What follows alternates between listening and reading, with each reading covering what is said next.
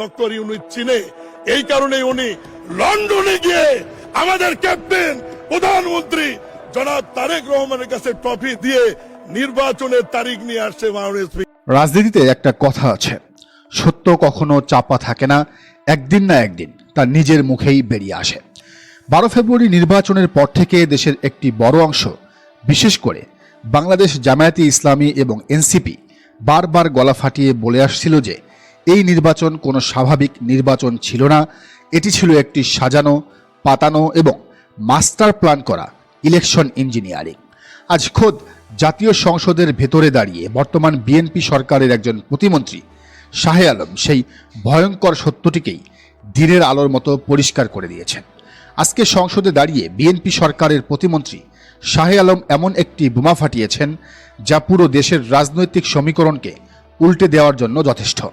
তিনি অত্যন্ত দম্ভের সাথে বলেছেন, ডক্টর ইউনূস লন্ডনে গিয়ে নির্বাচনের তারিখ নিয়ে এসেছেন আমাদের ক্যাপ্টেন তারেক রহমানের কাছে।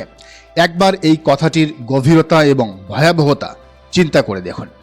একটি দেশের অন্তর্বর্তীকালীন সরকারের প্রধান উপদেষ্টা, যার দায়িত্ব ছিল দেশে একটি লেভেল প্লেয়িং ফিল্ড তৈরি করে সবার অংশগ্রহণে একটি অবাধ ও সুষ্ঠু নির্বাচন দেওয়া, তিনি নাকি লন্ডনে গিয়ে একটি নির্দিষ্ট দলের নেতার কাছ থেকে নির্বাচনের তারিখ ঠিক করে এনেছেন।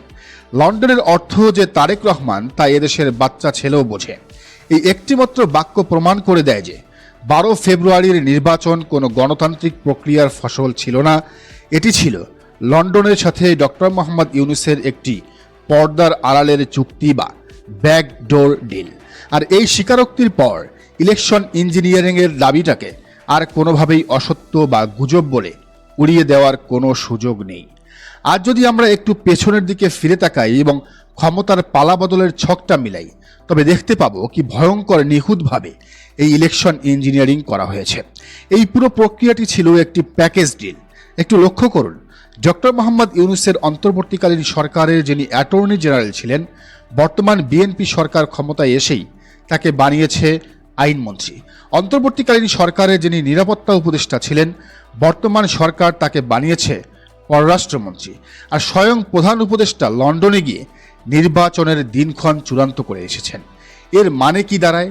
এর মানে হলো অন্তর্বর্তীকালীন সরকারের আইন, বিচার এবং নিরাপত্তা সবকিছুই আগে থেকেই একটি নির্দিষ্ট দলের ছকে কাজ করছিল। যারা নিরপেক্ষতার চাদর গায়ে জড়িয়ে বসেছিলেন, তারা মূলত ভেতরে ভেতরে বিএনপির এজেন্ডা বাস্তবায়ন করেছেন এবং তারই পুরস্কার স্বরূপ নির্বাচনের পর তারা সরাসরি বিএনপির ক্যাবিনেটে বড় বড় পদ বাগিয়ে নিয়েছেন। 12 ফেব্রুয়ারির নির্বাচনের পর থেকে জামায়াতে ইসলামী যে অভিযোগটি বারবার করে আসছিল, শাহে আলমের আজকের এই বক্তব্যের পর তা শতভাগ সত্য বলে প্রমাণিত হলো। জামায়াত নেতারা বারবার বলেছিলেন যে সারা দিন সারা দেশে দেখানো হয়েছে ভোট অত্যন্ত সুষ্ঠু হয়েছে, মানুষ লাইনে দাঁড়িয়ে ভোট দিয়েছে, মিডিয়া কাভারেজ হয়েছে, কোথাও কোনো বড় ধরনের সংঘাত হয়নি। কিন্তু আসল খেলাটা শুরু হয়েছে সন্ধ্যার পর, যখন গণনার সময় এসেছে, যখন রেজাল্ট শিট তৈরির সময় এসেছে, তখন প্রশাসনিক ইঞ্জিনিয়ারিংয়ের মাধ্যমে শুরু হয়েছে সিট ঘষামাজা, কাটছাঁট এবং ব্যালট কারচুপি। দিনের বেলায় মানুষের চোখের সামনে যে স্বচ্ছতার নাটক করা হয়েছে, রাতের অন্ধকারে ঠিক ততটাই জঘন্যভাবে জনগণের রায়কে ছিনতাই করে একটি নির্দিষ্ট দলের বাক্সে ঢুকিয়ে দেওয়া হয়েছে। আর এই পুরো প্রক্রিয়ার মাস্টারমাইন্ড ছিল খোদ প্রশাসন এবং সেই অন্তর্বর্তীকালীন সরকার, যারা লন্ডনের সাথে চুক্তিবদ্ধ ছিল। এই ইঞ্জিনিয়ারিং বা কারচুপির বিষয়টি যে হঠাৎ করে সামনে আসেনি, তার প্রমাণ আমরা আগেই পেয়েছিলাম। ডক্টর মোহাম্মদ ইউনূস সরকারের অন্যতম উপদেষ্টা সৈয়দা রেজওয়ানা হাসান একটি সাক্ষাৎকারে অত্যন্ত দম্ভের সাথে স্বীকার করেছিলেন এবং তিনি সরাসরি বলেছিলেন, আমরা জামাতকে মেইন স্ট্রিম হতে দেইনি, মানে ক্ষমতায় আসতে দেয়নি। একজন নিরপেক্ষ অন্তর্বর্তীকালীন সরকারের উপদেষ্টার মুখে এই কথা কতটা ভয়ঙ্কর হতে পারে তা কি আপনারা অনুধাবন করতে পারছেন? একটি অন্তর্বর্তীকালীন সরকারের কাজ কি এটা নির্ধারণ করা যে কোন দল মেইন স্ট্রিম বা মূলধারায় আসবে আর কোন দল আসবে না? তাদের কাজ তো ছিল শুধু মাঠ সমান করা। জনগণ ভোট দিয়ে ঠিক করবে কে মেইন স্ট্রিমে যাবে আর কে যাবে না, কে ক্ষমতায় যাবে আর কে বিরোধী দলে যাবে। কিন্তু রেজওয়ানা হাসানের এই স্বীকারোক্তি প্রমাণ করে যে তারা সম্পূর্ণ উদ্দেশ্য প্রণীতভাবে একটি নির্দিষ্ট দলকে আটকাতে এবং অন্য একটি দলকে ক্ষমতায় বসাতে রাষ্ট্রযন্ত্রকে নির্লজ্জভাবে ব্যবহার করেছেন। ডক্টর মোহাম্মদ ইউনূস এবং তার এই কুচক্করী উপদেষ্টাদের এদেশের সাধারণ মানুষ এবং ইতিহাস আজীবন মনে রাখবে, তবে কোনো ভালো কাজের জন্য নয়, বরং জুলাই গণ অভ্যুত্থানের 2000 শহীদের রক্তের সাথে চরম বেইমানির জন্য। এই দেশের ছাত্র জনতা, ওই 20,000 আহত মানুষ যারা এখনো হাসপাতালের বেডে কাতরাচ্ছে, যারা চোখ হারিয়েছে, যারা হাত পা হারিয়েছে, তারা কি জীবন দিয়েছিল একটি স্বৈরাচারকে হটিয়ে আরেকটি স্বৈরাচারকে ক্ষমতায় বসানোর জন্য? তারা জীবন দিয়েছিল একটি বৈষম্যহীন নতুন রাষ্ট্র গড়ার জন্য। কিন্তু ডক্টর ইউনূস এবং তার উপদেষ্টারা সেই রক্তের উপর দাঁড়িয়ে ইলেকশন খেলা খেলেছেন। তারা তলে তলে সমঝোতা করে, লন্ডনের সাথে ডিল করে বিএনপিকে ক্ষমতায় এনে এই দেশে নতুন ফ্যাসিবাদের যে বীজ রোপণ করে গেলেন, তার দায়ভার তাদের আজীবন বহন করতে হবে। তবে প্রকৃতির বিচার বড়ই নির্মম। রাজনীতিতে যারা বেইমানি করে তাদের পরিণতি কখনো ভালো হয় না। তলে তলে বিএনপিকে ক্ষমতায় আনার জন্য ডক্টর মোহাম্মদ ইউনূস এবং তার উপদেষ্টারা এখন যে জঘন্য শাস্তি পাওয়া শুরু করেছেন, তা দেশের প্রতিটি মানুষের চোখের সামনে দৃশ্যমান। যে বিএনপিকে তারা ক্ষমতায় বসিয়েছেন, আজ সেই বিএনপি তাদের বিরুদ্ধে মাঠে নেমেছে। ইতিমধ্যে খবর বেরিয়েছে যে হামের টিকা বা অন্যান্য হাস্যকর অজুহাতে ডক্টর ইউনূস এবং সাবেক উপদেষ্টাদের দেশ ত্যাগের উপর নিষেধাজ্ঞা জারি করা হয়েছে। অনেকের ব্যাংক হিসাব তলব করা হয়েছে, কাউকে গ্রেফতার করা হচ্ছে। অর্থাৎ যে দানবকে তারা দুধ কলা দিয়ে পুষে ক্ষমতায় বসিয়েছেন, আজ সেই দানবই তাদের গিলে খেতে শুরু করেছে।